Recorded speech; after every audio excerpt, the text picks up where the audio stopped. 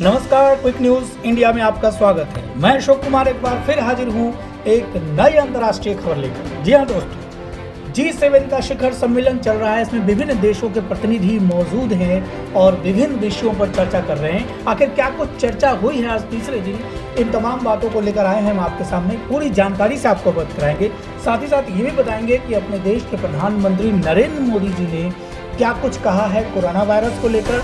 साथ ही साथ जलवायु परिवर्तन से संबंधित क्या बातें उन्होंने कही हैं, उन चीज़ों से भी आपको अवगत कराएंगे। ये भी बताएंगे कि चीन किस तरह चौतरफा घिर गया है इस सम्मेलन के अंदर। आखिर अमेरिकी राष्ट्रपति या बाकी देशों के प्रतिनिधियों ने किस तरह से उनको घेरा है, उन तमाम मुद्दों पर हम आपको जानकारी से अवगत कराएंगे। आइए देख लेते हैं आखिर क्या कुछ है अंतर्राष्ट्रीय खबर के अंदर आपके लिए। दरअसल G7 में चीन का घेराव, गरीब देशों को वैक्सीन, 7 महाशक्तियों ने बनाया भविष्य का ब्लूप्रिंट। जी हां दोस्तों, इन तमाम बातों पर आपको हम जानकारी से अवगत कराएंगे कि आखिर क्या कुछ लेकर आए हैं आज की इस अंतर्राष्ट्रीय खबर के अंदर। दरअसल G7 समिट के आखिरी दिन दुनिया की आर्थिक महाशक्तियों का कई बड़े मामलों पर जोर रहा। गरीब देशों को वैक्सीन, चीन को सबक, कोरोना महामारी, मानवाधिकार और बाजार समेत कई अहम मसलों पर G7 के देशों ने चर्चा की। आइए जानते हैं G7 समिट में क्या कुछ खास रहा। साथ ही अमेरिका, ब्रिटेन, फ्रांस समेत दूसरे देशों ने कौन सी बड़ी बातें कही और देश दुनिया पर क्या उन बातों का असर पड़ने वाला है। दरअसल कोरोना वायरस महामारी को लेकर ब्रिटेन में हुए G7 समिट के दौरान सदस्य देशों ने वायरस की उत्पत्ति का पता लगाने के लिए नई स्टडी की मांग की। G7 देशों ने मांग की है कि WHO एक्सपर्ट से कोरोना की उत्पत्ति का पता लगाने के लिए एक पारदर्शी जांच फिर से कराई जाए। ब्रिटेन ने कोरोना के वुहान लैब से वायरस के फैलने की आशंका को लेकर जांच की मांग की। समिट में चीन पर लग रहे मानवाधिकार उल्लंघन के आरोपों पर भी बयान जारी किया गया है। रविवार को G7 द्वारा जारी बयान में कहा गया कि चीन को शिनजियांग और हांगकांग में मानवाधिकारों का सम्मान करना चाहिए। आखिर चीन के खिलाफ क्यों एकजुट हो रहे हैं देश? आखिर क्या मामला है? चीन ने ऐसा क्या कुछ किया है? इन तमाम बातों से हम आपको जानकारी से अवगत कराएंगे। हमारी दी गई जानकारी आपको अगर पसंद आती है तो हमारे वीडियो को लाइक जरूर करें।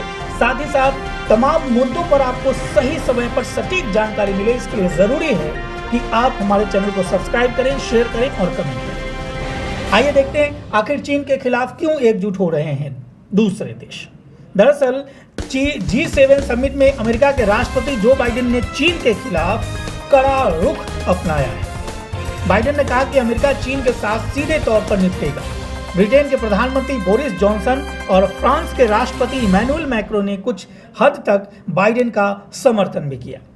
बताया गया कि सभी देशों ने बाइडेन का कई मुद्दों पर साथ तो दिया, लेकिन चीन को लेकर कोई ठोस सहमति नहीं बन सकी। हालांकि बाइडेन ने यह भी कहा कि जैसा कि मैंने खुद शी जिनपिंग से कहा था, हम संघर्ष की तलाश में नहीं हैं। जहां सहयोग की जरूरत होगी वहां सहयोग करेंगे, जहां हम असहमत होंगे वहां मैं इसे स्पष्ट रूप से बता दूंगा। खासकर जर्मन चांसलर एंजेला मर्केल और इटली के प्रधानमंत्री मारियो व दूसरे नेताओं को चिंता थी कि बाइडेन के बयान को चीन को उकसाने के तौर पर न लिया जाए। हालांकि G7 के नेताओं ने यह जरूर कहा है कि वे चीन के बाजार को चुनौती देने के लिए मिलकर काम करेंगे। इन तमाम घेराव के बाद, इन तमाम मुद्दों के बाद जब चीन पे आरोप प्रत्यारोप लग रहे थे तो चीन ने भी अपनी तरफ से पलटवार किया और चीन ने क्या कुछ कहा इन मुद्दों पर, उन जानकारी से हम आपको अवगत कराते हैं। दरअसल G7 समिट पर निशाना साधते हुए चीन ने कहा कि वे दिन बीत गए जब वैश्विक निर्णय देशों के एक छोटे समूह द्वारा लिए जाते थे। चीन ने G7 में कोविड की उत्पत्ति, मानवाधिकारों के उल्लंघन आदि पर उसकी आलोचना के जवाब में ये बयान दिया है। हालांकि चीन सरकार की ओर से यह कोई सीधी प्रक्रिया नहीं थी, बल्कि उसके सरकारी अखबार ग्लोबल टाइम्स ने यह टिप्पणी की। गरीब देशों को वैक्सीन की 1 बिलियन से अधिक डोज, इस पर भी चर्चा हुई, इस पर भी बातें हुई कि जो भी गरीब देश हैं उनको वैक्सीन दी जाए।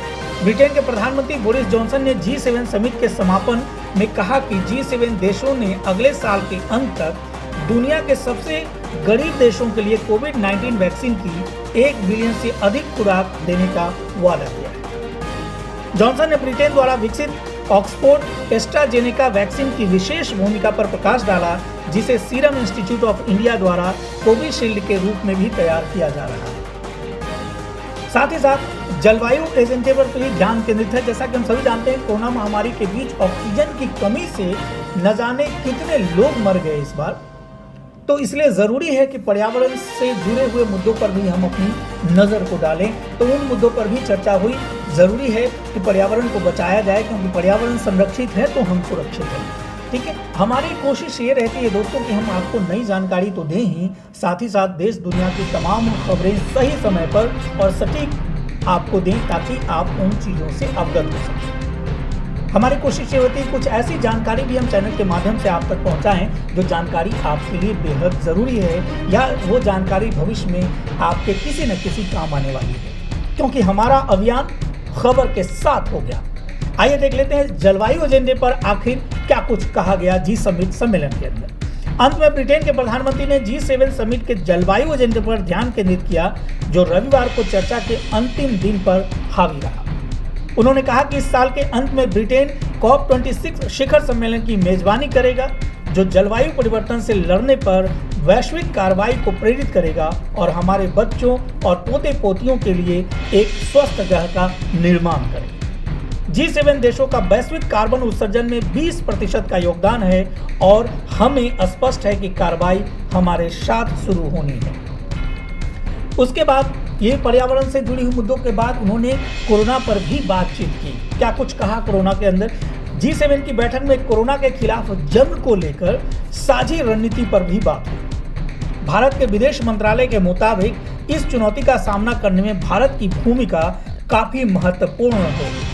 कई देशों ने वैक्सीन उत्पादन में भारी वृद्धि करने की जो रणनीति बनाने का फैसला किया है, उसे पूरा करने में भारत को अहम रोल अदा करना होगा।